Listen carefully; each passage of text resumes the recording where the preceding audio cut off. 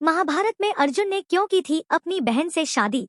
अर्जुन ने क्यों किया था अपनी ही बहन का अपहरण कर शादी?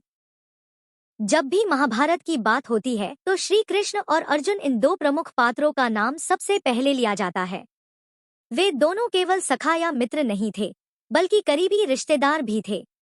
महाभारत की कहानी के अनुसार अर्जुन ने कई विवाह किए थे। द्रौपदी के बाद उन्होंने भगवान कृष्ण की बहन सुभद्रा से विवाह किया था। हालांकि अर्जुन और सुभद्रा रिश्ते में ममेरे फुफेरे भाई बहन थे, इसके बावजूद भी इन दोनों का विवाह कैसे हो गया, आइए जानते हैं इसके बारे में विस्तार से।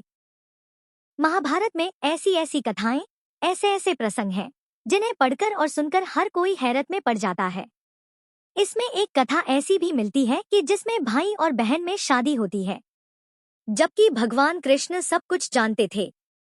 ये सब जानते हुए वे खामोश क्यों रहे? उन्होंने इस शादी का विरोध क्यों नहीं किया? महाभारत के प्रसंगों से पता चलता है कि अर्जुन की मां कुंती यदुवंशी राजा शूरसेन की पुत्री थी। भगवान कृष्ण के पिता वसुदेव जी कुंती के छोटे भाई थे। इस तरह कुंती भगवान श्री कृष्ण, उनके बड़े भाई बलराम और सुभद्रा की बुआ थी और अर्जुन और कृष्ण आपस में ममेरे फुफेरे भाई थे। ये रिश्ता आज भी बहुत करीबी माना जाता है। श्री कृष्ण के पिता का नाम वासुदेव था। वासुदेव ने दो विवाह किए। सुभद्रा वासुदेव की दूसरी पत्नी रोहिणी की पुत्री थी।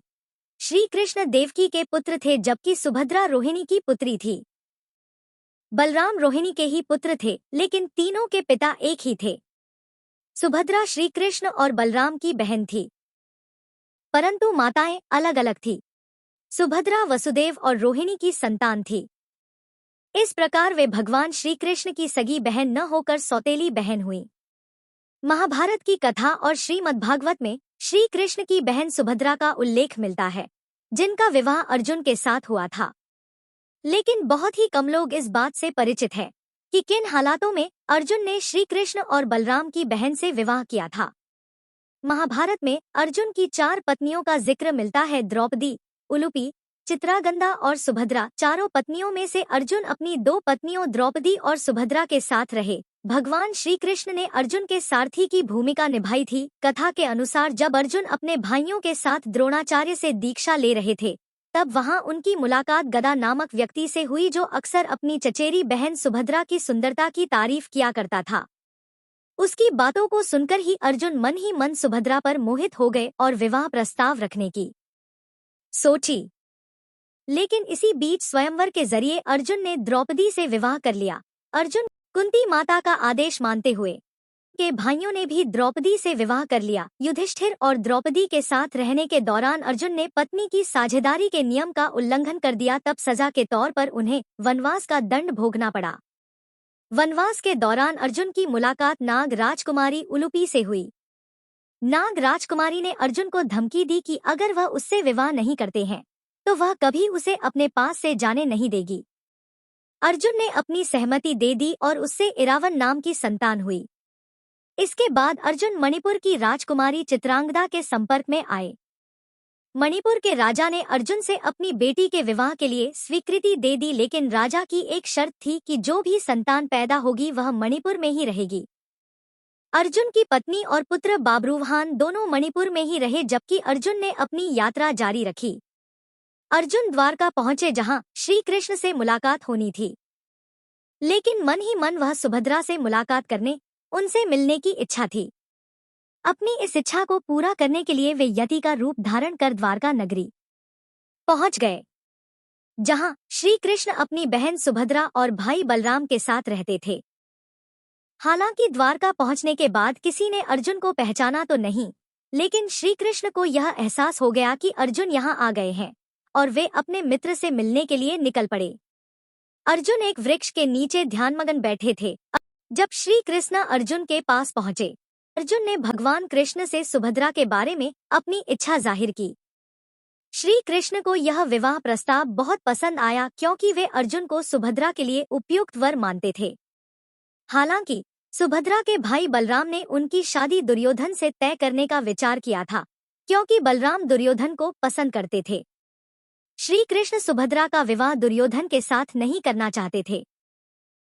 श्री कृष्ण का कहना था कि अर्जुन और सुभद्रा का विवाह आसान नहीं है क्योंकि बलराम सुभद्रा का विवाह दुर्योधन से करवाना चाहते थे, इसलिए वे इस विवाह के खिलाफ होंगे। श्री कृष्ण ने अर्जुन से कहा कि अगर तुमको सुभद्रा से विवाह करना है तो उसका अपहरण करना होगा। श्री कृष्ण ने अर्जुन को सुझाव दिया कि वह गंधर्व विवाह स्वयं अपहरण कर विवाह करने की विधि के अनुसार सुभद्रा का अपहरण करें। अतः उन्होंने अर्जुन से कहा कि जब सुभद्रा यहाँ मंदिर में शिव जी की पूजा करने तभी तुम उसका अपहरण कर लेना। मेरा रथ बाहर ही खड़ा रहेगा। अपने रथ का सारथी सुभद्रा को बनाना। अर्जुन ने श्री कृष्ण की बात मानते हुए ऐसा ही किया। जब यदुवंशियों और बलराम को इसका पता चला तो वह अर्जुन को पकड़कर दंड देने के लिए उतावले होकर चल पड़े। तभी श्री कृष्ण ने कहा, दांव पहले देखिए कि रथ कौन चला रहा है। सुभद्रा अर्जुन के रथ की सारथी बनी बड़ी कुशलता से उसका संचालन कर रही थी। इस प्रकार सुभद्रा और अर्जुन का विवाह बलराम की योजना के विपरीत हुआ। यह देख बलराम समझ गए और उन दोनों को वापस द्वारिका लाकर प्रसन्नता पूर्वक उनका विवाह किया। विवाह के पश्चात वह 1 वर्ष द्वारिका में रहे। अब दंड की अवधि समाप्त होते ही युधिष्ठिर ने उन दोनों को इंद्रप्रस्थ बुलाकर उनका स्वागत किया। यहाँ द्रौपदी के अतिरिक्त और किसी को रहने की अनुमति न होने से श्री कृष्ण के निर्देशानुसार वह सादा कपड़ों में एक ग्वालिन का रूप धारण कर द्रौपदी से मिली। सबसे पहले उसने द्रौपदी के चरण स्पर्श करते हुए कहा कि मैं श्री कृष्ण की बहन सुभद्रा हूँ। भैया ने मुझे आपके पास सेवा करने के लिए भेजा है। श्री कृष्ण के प्रति द्रौपदी के मन में अपार श्रद्धा थी। उसने सुभद्रा को अर्जुन की पत्नी के रूप में उन दोनों के प्रेम को देखते हुए अपनी स्वीकृति उन्हें हस्तिनापुर में रहने के लिए प्रदान की। सुभद्रा द्रौपदी को अपनी बड़ी बहन के रूप में मानकर सदा उनका आदर करती। हालांकि द्रौपदी शुरू में अर्जुन की सुभद्रा से शादी को लेकर झिझक रही थी, लेकिन आखिरकार उसने उसे सहपत्नी के रूप में स्वीकार कर लिया और उसके साथ दयालुता और सम्मान से पेश आई। कुछ समय बाद सुभद्रा ने एक पुत्र को जन्म दिया और अभिमन्यु की मां बनी। ऐसी ही अन्य स्टोरी देखने के लिए जुड़े रहें ज्ञान कुबेर जी के टैलेंट हंट्स के साथ। धन्यवाद।